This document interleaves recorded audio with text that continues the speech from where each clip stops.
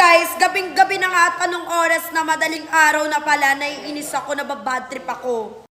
Paano ba naman nakita ko nga yung post ni Lian tsaka ni Kosoke magkasama silang dalawa, tapos naka-caption pa doon, what if kami na lang? Ayun yata yung basta ganon.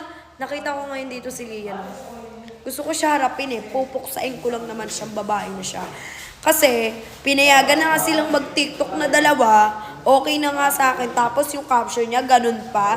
Uy, Diyos ko, yan talaga ang hirap sa mga kaibigan na babae. Akala mo talaga tunay silang kaibigan. Tapos pag nakatalikod ka, may ginagawa pala silang kababalaghan. Huy, di pwede yun, no? Hoy, tigil-tigilan mo ako sa pagsasalamin mo dyan. Ano ba, nagpapaganda ako kay Kosoke?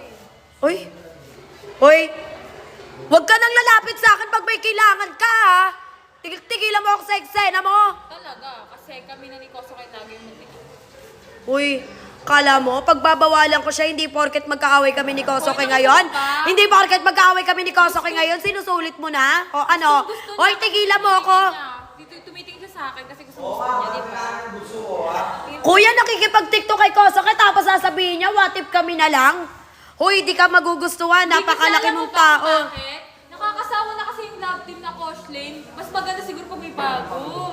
Uy, uy, tinuring kitang kaibigan, tandaan mo yan. Kuya, tinuring ko tong kaibigan. Sorry. Pag may kailangan sila, ginagawa ko, sinusunod ko, tapos ganyan lang igaganti mo sa akin. Oo nga, bakit ganun? Ito, nakikisali pa to eh. Sino ba yan? Doon ka nga magwalis ka ng buhangin na doon ka ng Kumain na ako. Uy, walang pakasay. Eh, ba't